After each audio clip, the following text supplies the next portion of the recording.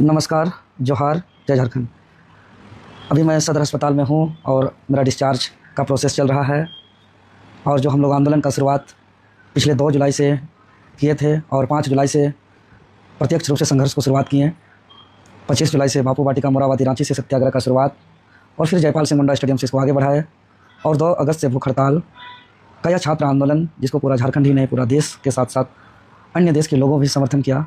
आज सभी लोग का निगाह है कि आंदोलन का आउटपुट रिजल्ट क्या निकला, आंदोलन का वास्तविक स्थिति क्या है, राज्य का क्या रणनीति है। तो सबसे पहले मैं धन्यवाद देता हूं कि हम लोग का जो जेपीएससी जेएसएससी भ्रष्टाचार मुक्त भर्ती अभियान का प्रथम चरण था वो सफल हो गया। जेएसएससी सीजीएल समेत टीडीपीएल ब्लैक लिस्टेड एजेंसी के द्वारा जितने भी परीक्षाएँ आयोजित की गई थी, लगभग कुल 14 परीक्षा रद्द हो गई, जिसमें धांधली हुई थी। इन तमाम परीक्षाओं पर पेपर लीक हुआ था, पैरवी से सेटिंग हुई थी, धांधली हुआ था, गड़बड़ी हुई थी, तो कार्रवाई भी हो गई। ये प्रथम चरण का जीत है। इसको लेकर के मैं झारखंड के तमाम समर्थन करने वाले छात्रों को, सम्मानित शिक्षकों को, अभिभावकों को, सम्मानित प्रेस मीडिया बंधुओं को, पुलिस प्रशासन के मित्रों और मेडिकल टीम और जो भी आंदोलन में विधि व्यवस्था को लेकर के दिन रात छोटे छोटे चीज़ों का प्रबंधन किए, उनको विशेष रूप से धन्यवाद, आभार। उनको भी धन्यवाद जो आंदोलन स्तर से दूर रह करके हम लोग का मनोबल बढ़ाया, मोटिवेट किया। वो अजनबी को भी धन्यवाद जो आंदोलन को पानी का और छोटे छोटे चीज़ों को दिन रात ऑनलाइन के माध्यम से ब्लिंकिट के द्वारा, जोमेटो के द्वारा सपोर्ट किया। चूँकि इस आंदोलन का शुरुआत एक दरी से किए, एक सप्ताह बाद एक तिरपाल का व्यवस्था किए थे। बहुत मुश्किल से कठिन परिस्थिति से आगे संघर्ष को बढ़ाया और फिर आगे जाकर के सारा व्यवस्था हुआ, मच्छरदानी का व्यवस्था, टेंट का व्यवस्था, बैठने का व्यवस्था, चादर का व्यवस्था। तो ये सभी आम आवाम के सहयोग से यह आंदोलन आगे चल पाया, अंजाम तक पहुँचा। इसके लिए सबको तहे दिल से मेरा धन्यवाद।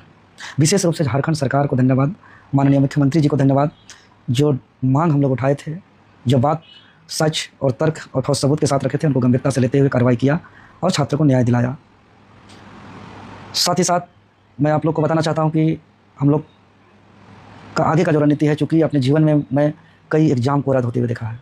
आज 14 एग्ज़ाम रद्द हुई और वो सारे एग्ज़ाम जो भी हम लोग डिमांड किए थे, इसमें से 2 एग्ज़ाम तो ज्वाइनिंग किया हुआ था, जेएसएससी सीजीएल और 11वीं से 13वीं जेपीएससी, और वो भी आज रद्द हो गया। और जो सीजीएल अभी रद्द हुआ, यही सीजीएल इससे पहले जब परीक्षा हुई थी उस पर भी पेपर लीक हुआ था, धांधली हुई थी।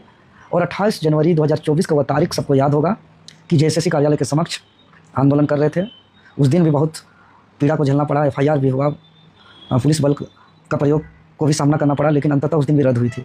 और वही सीजीएल जब दोबारा परीक्षा हुई फिर से आज रद्द हुआ, जबकि इससे पहले जो हम एक ब्लैक कलर का ट्राउजर जो आप पुलिस घसीटते हुए जो आप फोटो वायरल देखे होंगे, वही सीजीएल के समय ही लड़ाई लड़ रहे थे, लेकिन उस टाइम सफल नहीं हुआ। आज हमें भी दुख होता है कि भाई कई छात्र का ज्वाइनिंग हो चुका है, कुछ जेन्युइन भी होंगे और उसका आज रद्द हुआ, लेकिन ये आवाज़ को पहले उठाए थे, तब सरकार नहीं मानी। हालांकि कुछ अच्छी चीज़ों के लिए कुछ कुर्बानी देना पड़ता है और जो जेन्युइन स्टूडेंट है उसको घबराना नहीं है, उसके साथ ज़रूर न्याय होगा। और मेधावी जो डिजर्विंग स्टूडेंट है उसके लिए तो बिल्कुल घबराने की आवश्यकता नहीं है, जो ईमानदार है निश्चित तौर पर।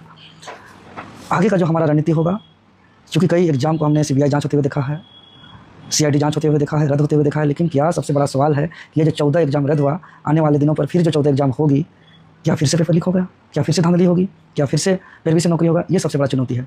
इसलिए मेरा अगला चरण का जो संघर्ष होगा कि सरकार के द्वारा मुझे गारंटी दिया जाए कि फ्यूचर में कभी भी पेपर लीक ना हो, कभी भी पैरवी और धांधली से नौकरी ना हो। ये मुझे गारंटी चाहिए ऐसा एजुकेशन सिस्टम का,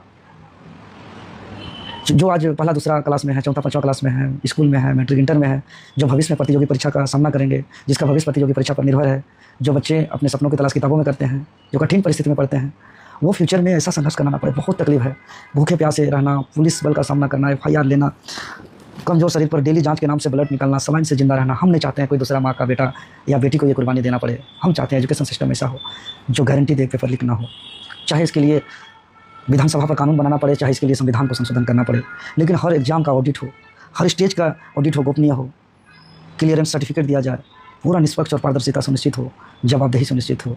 इसको लेकर के आगे संघर्ष जारी रहेगा।